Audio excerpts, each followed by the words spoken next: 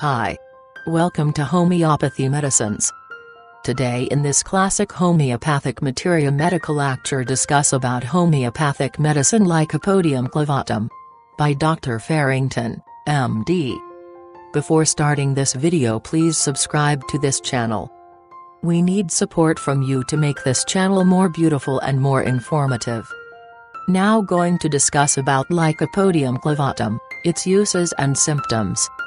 Lycopodium or club moss has long been used in legerdemain and also in pyrotechnic displays for the production of artificial lightning. In legerdemain it is used as a coating to the hand, after which that member may be dipped in water and removed from thence perfectly dry. As a medicine, it was considered wholly inert by members of the allopathic school of practice, and was used only as a drying powder by nurses. In the experience of some, it was found that quite severe symptoms followed the use of this powder.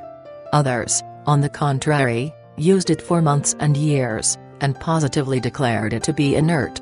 Now why was this? The cryptogamia, unlike other plants, have, instead of seeds, spores, which are sometimes arranged under the leaves, as in the case of Lycopodium. Now these spores have a hard, shell-like covering, within which we find a small quantity of oily substance, which is the active part of the spore. As long as the Lycopodium used consisted of unbroken spores, it was inert. When, however, these were ruptured, it became active and symptoms followed its local application. In the preparation of Lycopodium, great care should be taken to see that all the spores are broken. When thus prepared, we have in it a truly valuable medicine which Hahnemann proved for us, and one, too, which we need in practice almost every day. I love to extol the virtues of this remarkable drug, for Hahnemann with his infallible law, rescued it from its ignominious use as an infant powder, and elevated it to the highest rank among the antipyretics. In order that you may understand the symptomatology of the drug, I have arranged the schema which you see before you on the board. First of all, we will study the constitution, that is to say, the general character of the drug. We find Lycopodium indicated most frequently in emaciated persons who are muscularly weak. The mind, however, is well developed. Particularly is this noticeable in children. There is a predisposition to liver troubles, and also to affections of the lungs. The face is often pale and sallow, the eyes being sunken and surrounded with dark bluish circles. Often, too, the face is furrowed with creases and wrinkles, indicating deep-seated disease. The face readily flushes, the cheeks become red. This is often so in the evening and after eating. As to temperament, the Lycopodium patient is rather impatient and irritable, easily getting angry. At other times, sadness or tearfulness is well marked. When sick, such patients are apartment to become domineering and rather imperious in manner, or to consider themselves of great importance and those about them of no importance, so they order others about with an angry vehement manner. As to the intellectual part of the mind, we find the memory always weak. Thus we find the drug often indicated when there are frequent mistakes in speech. The patient forgets words or syllables. The changes made in the blood by Lycopodium are not numerous. In febrile states we sometimes find it indicated by chill coming at 3 or 4 o'clock every other afternoon, this chill being followed by sweat without intervening heat, or the case may be characterized by chill coming at this hour, and sour vomiting. There may or may not be heat. The pulse in Lycopodium is not very characteristic. In the provings the pulse is changed very little, except that it is slightly increased in frequency towards evening. Next, I have to notice varicose veins. Lycopodium, by reason of its action on the liver, tends to produce swelling or enlargement of the veins, particularly those which are more or less imperfectly supplied with valves, so we have varices characteristic of Lycopodium, varices in the legs, particularly the right, varices of the genital organs. The labia are swollen by varicose veins, this latter condition occurring during pregnancy, being a symptom which calls for Lycopodium. So, too, we often find V modified by Lycopodium. Now, do not suppose that every NVIS is curable by medicine, for such is not the case. It is, however, your duty to cure them by medicine when you can. For this purpose Lycopodium is one of the remedies. Still another remedy, and one, too, which is better than any other, and has also produced NSV, is fluoric acid. So, too, carrying out a similar line of symptoms, you will find Lycopodium indicated in bleeding piles, piles which contain an immense amount of blood, a far greater quantity of blood than the size of the vein involved would warrant, also in piles which do not mature, but which, from partial absorption of their contents, remain as hard bluish lumps. Then, again, in erectile tumors which have now an increase and then a decrease of the amount of blood in them, Lycopodium may be useful. Lycopodium must have some effect on the blood or on the nervous system because of its general use in typhoid states. It is not in the beginning of typhoid fevers that it becomes the remedy, but it is when the disease has gone on despite your treatment to that state in which the symptoms are very alarming. The symptoms which guide you to the selection of the drug are these: first, in regular typhoid fever it is indicated on about the 14th day of the fully developed fever, when the rash belonging to the fully developed disease does not appear and the patient sinks into an unconscious state with muttering delirium, picking at the bedclothes, distended abdomen with great rumbling of flatus, constipation, sudden jerking of the limbs here and there, involuntary urination or retention of urine. If the urine is passed in bed, it leaves a reddish sandy deposit in the clothing. These are some of the indications for Lycopodium in typhoid fevers. They are very similar to those calling for Calcarea austrarum. Calcarea austrarum has been found to be the remedy in this stage of typhoid fever when the rash does not appear. But Calcarea may have either constipation or diarrhea. Lycopodium always requires constipation. Calcarea has more hallucinations. The patient sees visions when he closes his eyes, he cannot sleep, although he may be fully conscious, yet he is continually frightened by some imaginary object. In such cases Calcarea develops the rash and brings the patient out of this precarious state. We may have Lycopodium indicated in worse conditions than this, when by reason of the prolonged temperature of the typhoid we have impending paralysis of the brain. It here becomes a leading remedy. The patient lies in a stupor, the eyes do not react to light, and have a fishy look, the lower jaw is dropped and hangs down, the breathing is snoring and rattling, you can hear mucus rattle as air goes in and out of the lungs, the urine is either passed involuntarily or is suppressed. The pulse is intermittent and rapid. In these cases Lycopodium should be given, and it will save the patient if any remedy can. In these typhoid conditions we have an indication for Lycopodium in the tongue. The tongue seems swollen and the patient cannot protrude it, or when the patient does put it out, it rolls from side to side like a pendulum. Almost always, too, the tongue is dry and has blisters on it. These are symptoms enough to warrant you in the choice of Lycopodium. In scarlatina, Lycopodium is not indicated by its power to produce an eruption and fever similar to those of scarlatina, it is called for, rather, in those cases which do not take a normal course but which go on to a fatal issue by reason of the constitution.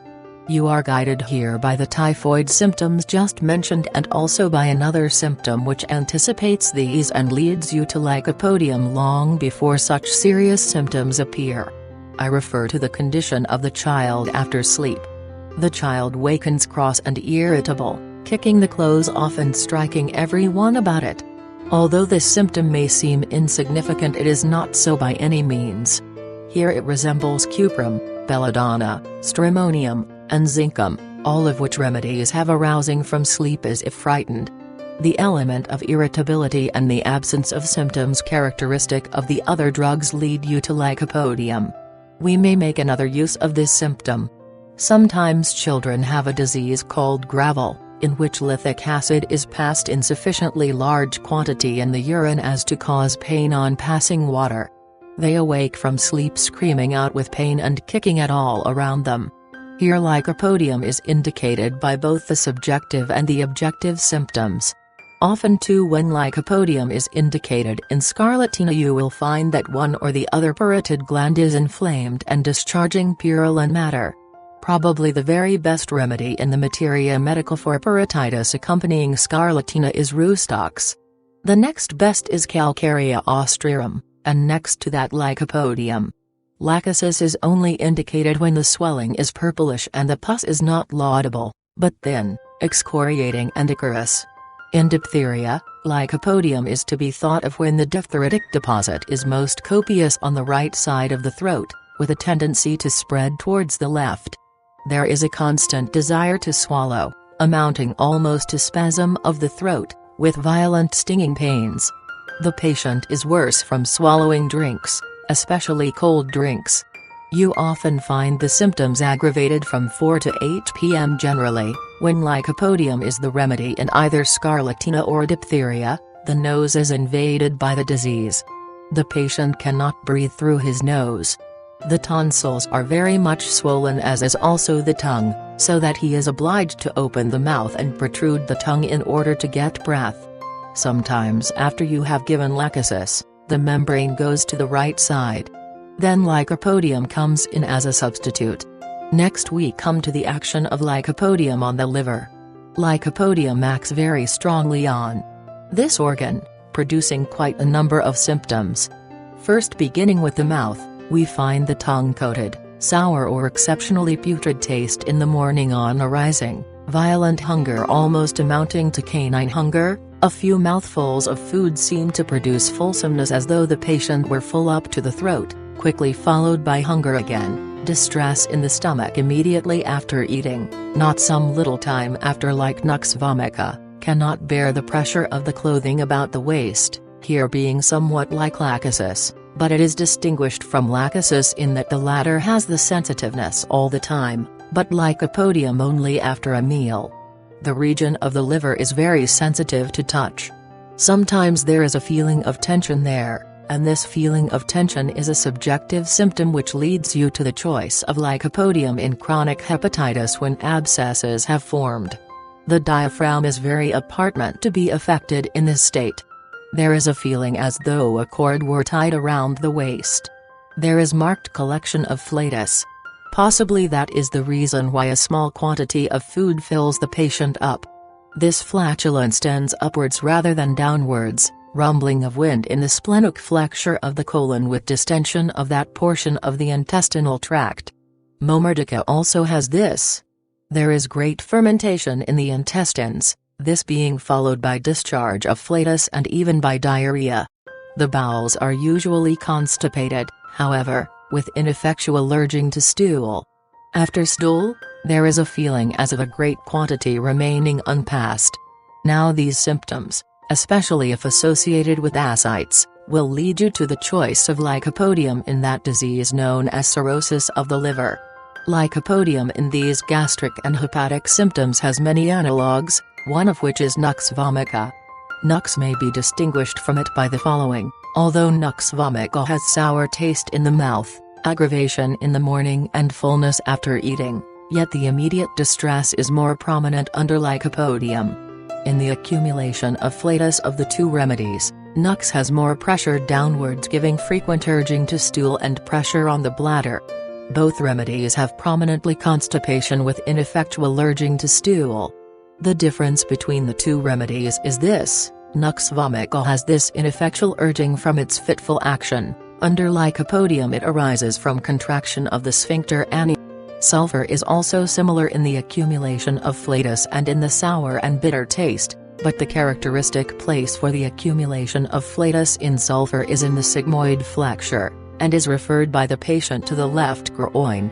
Raphanus is also to be thought of in cases with accumulation and retention of flatus. Dr. James B. Bell of Maine, one of our most eminent surgeons, performed an operation on the abdomen. The patient was decidedly tympanitic and yet he passed no flatus whatever, although the bowels moved. That symptom is under raphanus. Dr. Bell gave that remedy and the patient recovered. Next we come to the Dropsies curable by Lycopodium. We find the remedy indicated in Dropsies particularly in the lower half of the body. The upper part of the body is emaciated, the muscles of the arms and chest are shrunken, the abdomen is distended and the legs swollen and covered with ulcers from which serum continually oozes. Now there are 3 remedies which may be given when ulcers form on the legs in dropsy. They are Rustox, Lycopodium and arsenic. The cause of the dropsy indicating Lycopodium is liver disease. It has also been used successfully for hydropercardium in heart disease, after the failure of arsenic. We next come to the catarrhs of Lycopodium. Lycopodium may be thought of in catarrh affecting the nasal mucous surface, particularly when the nose is stuffed up and the child cannot breathe. The child starts up from sleep rubbing its nose. You may also think of it in bronchial catarrh whether the larger or smaller tubes are involved, when there is accumulation of mucus as indicated by rales, rattling breathing, cough and dyspnea. It may also be given in hectic fever with suppuration of the lungs, particularly when the right lung is worse than the left. It is also useful in pneumonia when the hepatization is so extensive that the patient has great difficulty in breathing, and there is alternate contraction and dilatation of the alae noci. It may also be employed in typhoid pneumonia, the symptoms agreeing, and also for the bad effects of maltreated pneumonia, particularly if suppuration of the lungs impends. In diseases of the kidneys we find Lycopodium indicated for a trouble to which I have already referred, the presence of lithic acid in the urine, and also in renal colic affecting the right side. There is one symptom for Lycopodium that I would yet like to add, a symptom not uncommon in typhoid fever, pneumonia, and scarlatina, and that is coldness of one foot while the other is warm or even hot. This symptom may appear insignificant on paper, but I can assure you that it is of inestimable value in practice. Lycopodium is complementary to lacosis. Thanks for watching this video. If you want more videos like this, please subscribe to this channel and press the bell icon. Comment us your feedback. Like and share this video with your friends and family.